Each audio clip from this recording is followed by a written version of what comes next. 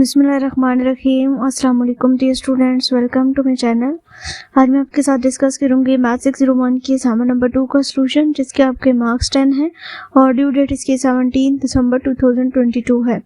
तो इसकी जो इंस्ट्रक्शंस हैं वो आपने रीड कर लेनी है। आपके जो लेक्चर्स हैं वो 10 to 16 लेक्चर्स में से आपके असाइनमेंट आई हुई है, आपने अपने LMS पे लोड करनी है और उसके अलावा आप मैथ टाइप में या इक्वेशन एडिटर में इसको यूज़ कर सकते हैं, इसके असाइनमेंट को बना सकते हैं।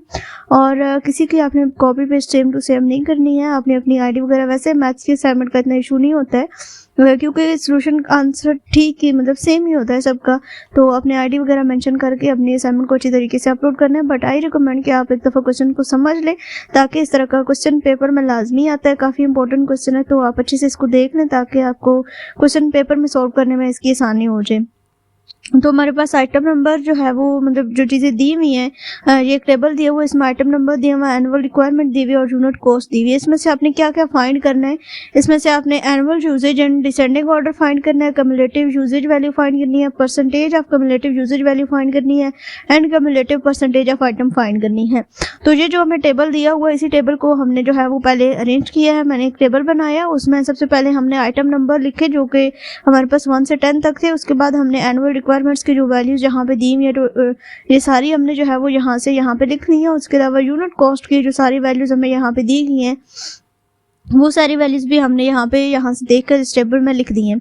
उसके बाद अब हमने फाइंड क्या करना था, हमने सबसे पहले annual usage and descending order हमने फाइंड करना था। तो मैंने इसके 2 कॉलम बना दिए हैं, एक में मैंने एनुअल यूजेज जो वैल्यूज लिख दी है और दूसरे में इसको डिसेंडिंग ऑर्डर में लिख दिया, मतलब सबसे बड़ी वैल्यू पहले, फिर सेकंड, फिर थर्ड, इस तरह से। ठीक है, तो आप अगर एक साथ लिखना चाहें तो वेल, उसके बाद आप साथ में उसकी रैंकिंग जो है वो डिस्कस कर दें तो वो आपकी डिसेंडिंग ऑर्डर में हो जाएगी, but this is the best way.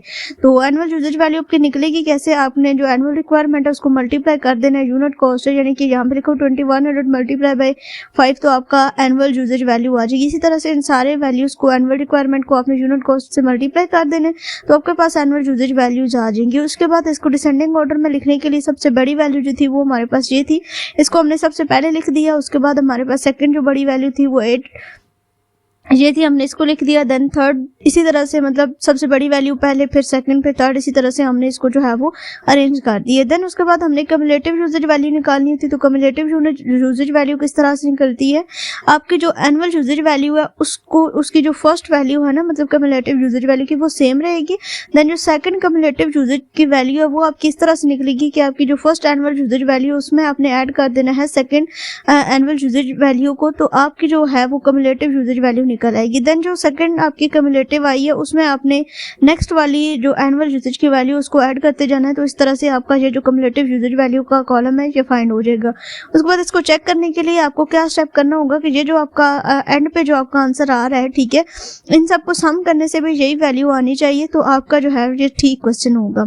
उसके बाद परसेंटेज आपकी किस तरह से निकलेगी कम्युलेटिव यूजेज वैल्यू की, आपकी परसेंटेज निकलेगी हर एक कम्युलेटिव यूजेज वैल्यू को मल्टीप्लाई डिवाइड करना है, जो इस पूरे का सम है, एनुअल यूजेज वैल्यू का जो सम आपने निकाला है इन सब के साथ डिवाइड करना है। इसका सम यही निकलेगा 323150 और मल्टीप्लाई कर देना 100 के साथ, तो आपकी कम्युलेटिव यूजेज वैल्यू जो है वो यहाँ से आ जाएगी।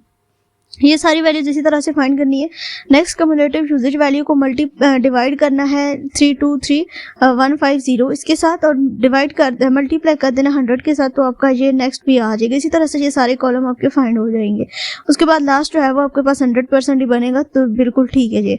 उसके बाद कम्युलेटिव परसेंटेज ऑफ आइटम किस तरह से फाइंड करते हैं, जो आपकी टोटल परसेंटेज बनती है उसको हाफ करके जितने भी आपके आइटम नंबर दिए हुए होते हैं उन सब पे डिवाइड कर देते हैं इक्वली। तो यहाँ पे 10 आइटम नंबर थे, हमारे पास टोटल जो है वो 100 बनी है, तो इट्स मीन के 10/10 करके हमने यहाँ पे कम्युलेटिव परसेंटेज ऑफ आइटम को लगा देना है। तो आई होप सो कि ये आपकी असाइनमेंट थी, तो बिल्कुल ठीक करेक्ट आंसर है। आप बिल्कुल इसको कॉपी करके जो है वो अपनी असाइनमेंट सबमिट करवा सकते हैं। इसके अलावा अगर किसी को पेड असाइनमेंट चाहिए तो उसका नंबर जो है वो मैं डिस्क्रिप्शन बॉक्स में दे दूंगी, आप मुझसे कॉन्टैक्ट कर सकते हैं। इंशाल्लाह आपको फाइल जो है वो वर्ड में मिल जाएगी विद योर ID। इंशाल्लाह मिलेंगे नेक्स्ट लेक्चर में, तब तक के लिए अल्लाह हाफिज़।